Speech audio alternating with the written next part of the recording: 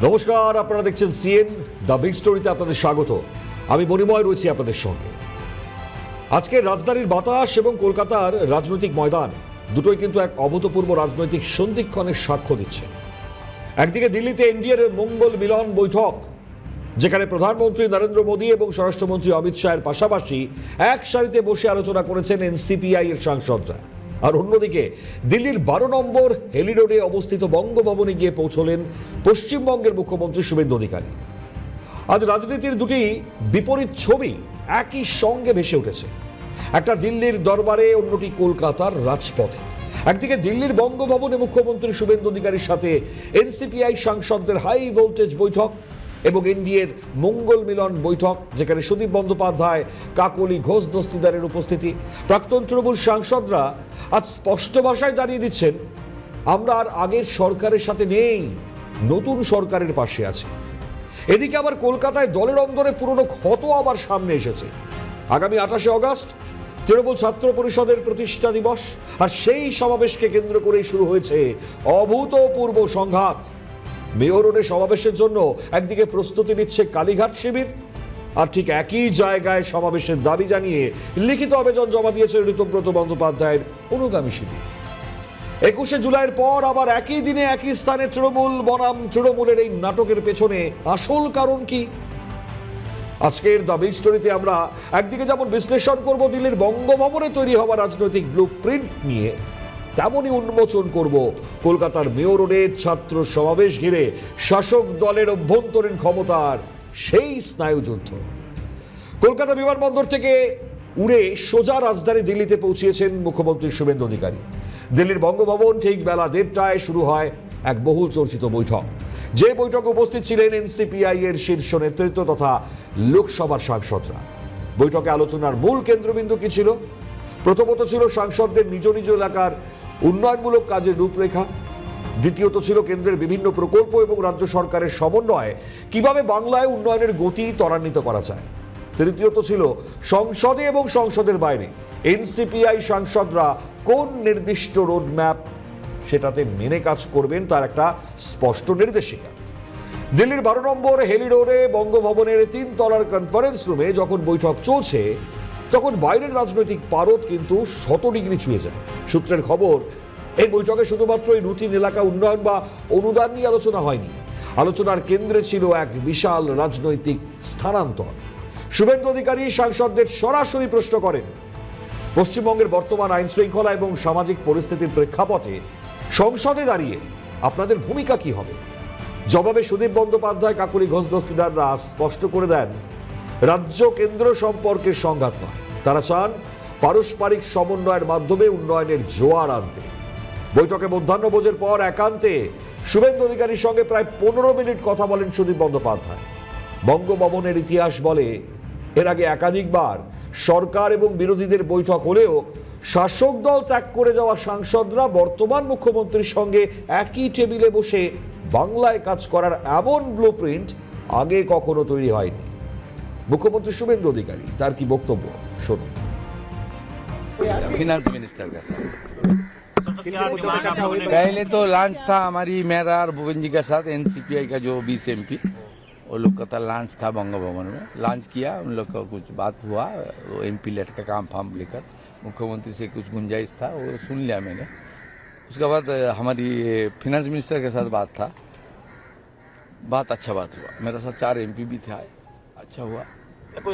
कर लीजिए, काउंट कर लीजिए ना, वो थोड़ा पिक्चर लोग उठाया ना, डालेगा, काउंट कर लेना 1 2 3 4 5 करके।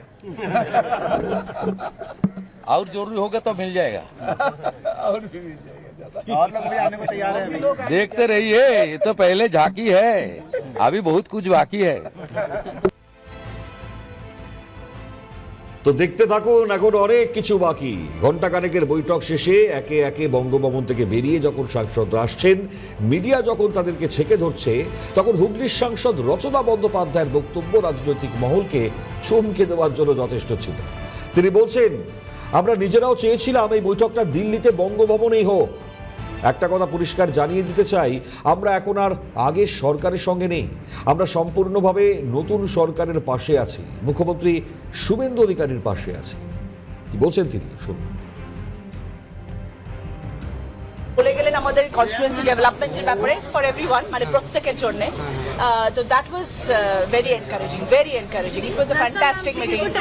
ওনারা আমাদের সাথেই আছেন। এইটা দেখুন, একটু ফেক প্রচুর আলোচনা হয় এখন, অনেক কথা হাওয়ায় ওড়ে, অনেক কিছু হয়, সেগুলো নিয়ে এখন ভাবলে হবে না। আমরা 20 জন ছিলাম, আমরা 20 জন আছি। ইনফ্যাক্ট বাড়তেও পারে দিদি, বাড়তেও পারে, কেন নয়, বাড়তেও পারে। 8 জন আছে, আরো কজন আসবে ওখান থেকে? ওদিকে 8 জন আছে, বলতে পারছি না কজন আসবে, বাট বাড়তেও পারে। দিদি বুঝে নিন এবার।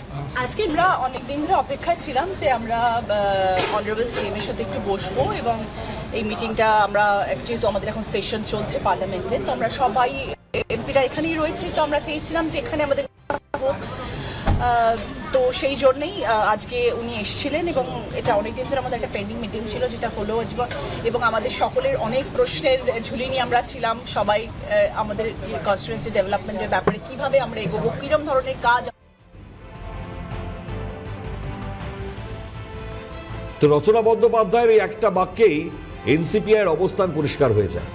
যে সাংসদরা একসময় কালীঘাটের নির্দেশে চলতেন, তারা আজ দিল্লির বঙ্গভবনে বসে পশ্চিমবঙ্গের বর্তমান সরকারের প্রধান মুখ শুভেন্দু অধিকারীর থেকে কাজের গাইডলাইন বা ব্লু প্রিন্ট নিচ্ছেন।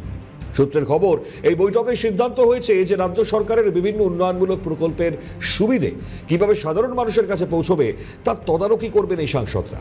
বঙ্গভবনের মধ্যাহ্নভোজের টেবিলটি কেবল সৌজন্য ছিল না, এক গভীর রাজনৈতিক আদান প্রদানের ভিত্তিপ্রস্তর ছিল বটে।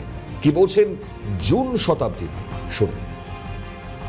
It's very good and fruitful, and he's promised us that any kind of administrative, if we face any kind of administrative situation, hiccups, then he's always there. And he's promised us, all member of parliaments, whoever have joined the NCPI and the MDA alliance, that we shouldn't be facing any kind of problems while working in our constituencies, and where administration or administrative help is required, he's always there to support us. কি কি develop করবে, hospital, রাস্তা, school, কি কি আমরা দিতে পারি, সেগুলো উনি লিস্ট করে দিয়েছেন, সেগুলো আমরা দেবো। আচ্ছা, খুব কম কথা হয়েছে, বাদ বাকি এলাকা নিয়ে কথা হয়েছে, যাদের সমস্যা, ধরো ব্রিজ ট্রিজগুলো করার আছে, বা অন্নপূর্ণা ভান্ডার 5,000 করে আমরা দিয়েছে, হয়নি, সেরকম 5,000 এমপিরা দিতে পারে।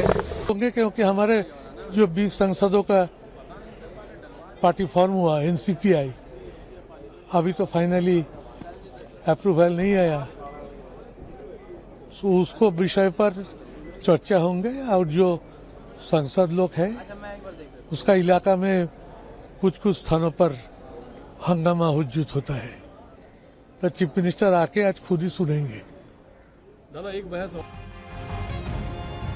তো চলুন এবার সংসদ ভবনের ভেতরে একটু নজর রাখা যাক। এনডিএর এই মঙ্গল মিলন বৈঠক কেন রাজনৈতিকভাবে এত জরুরি? দেখুন, সাধারণত সংসদ যে অধিবেশন, তার আগে এনডিএ শরিকদের অভ্যন্তরীণ বৈঠক হয়। সংসদ ভবনে আয়োজিত হয়েছিল শাসক জোট এনডিএর বহু চর্চিত এই মঙ্গল মিলন বৈঠক।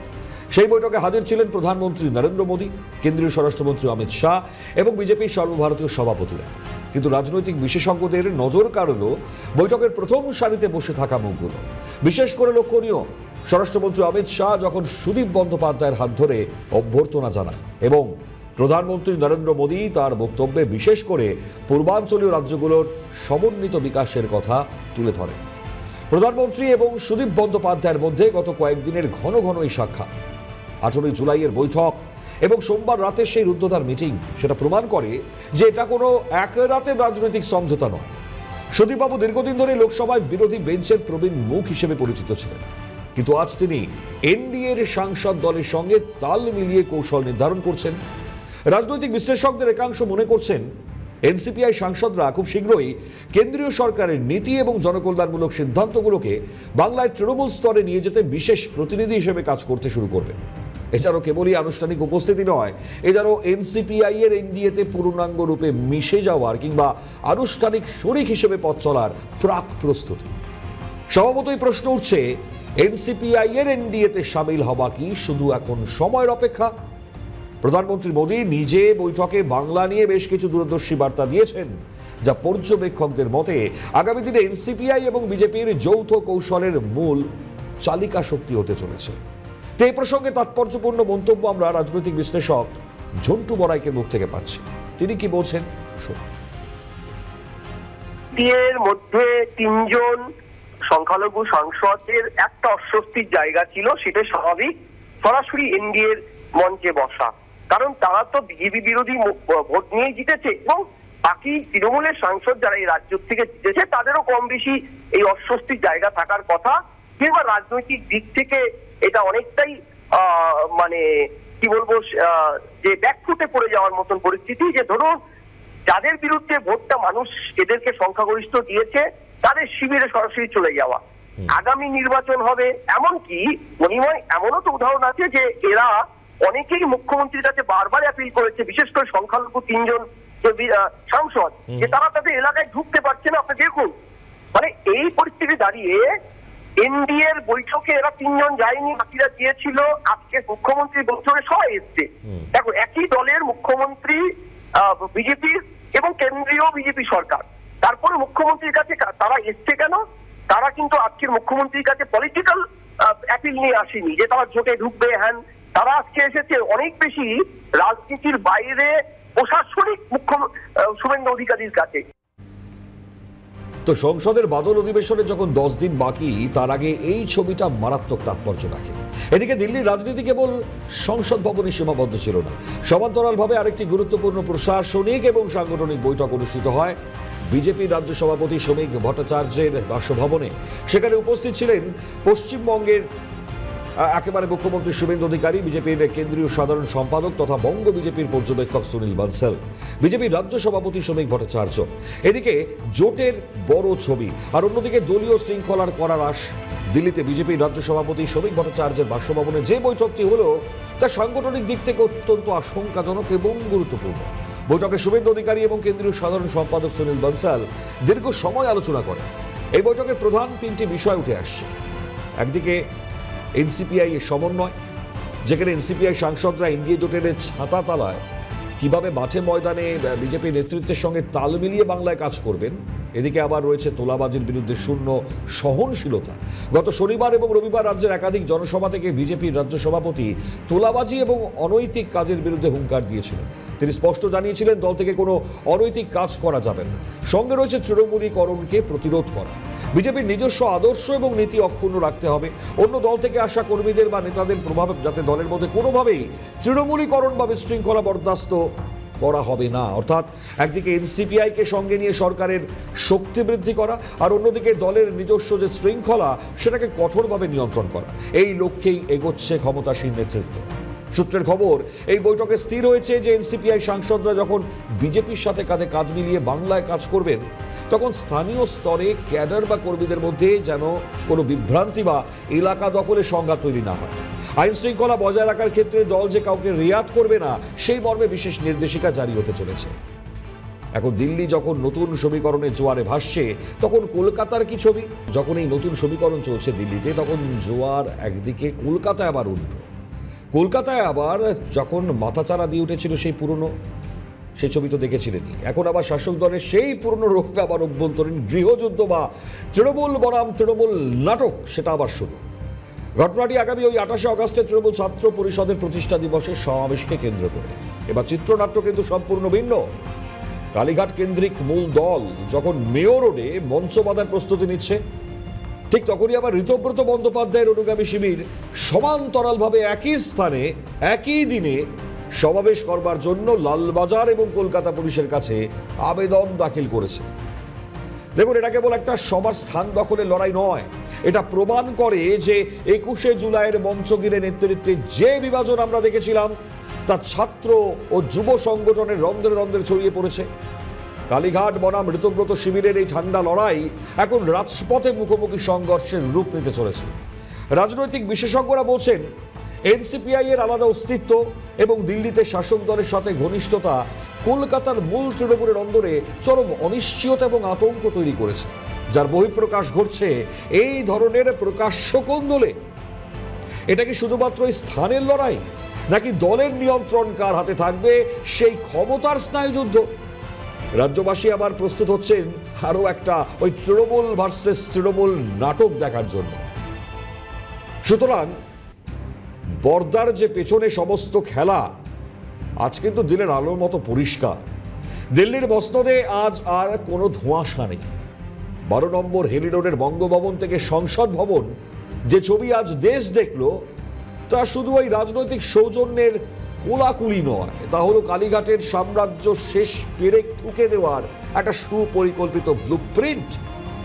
সুদীপ বন্দ্যোপাধ্যায় থেকে রচনা বন্দ্যোপাধ্যায়, এনডিএর মঙ্গল মিলন আর মোদী শুভেন্দুর মাস্টার স্ট্রোকে এনসিপিআই আজ শুধুই এনডিএর শরিক নয়, তার আগামী দিনে বাংলার নতুন রাজনীতির চালিকা শক্তি। আর ঠিক সেই মুহূর্তে কলকাতায় দাঁড়িয়ে আমরা কি দেখছি?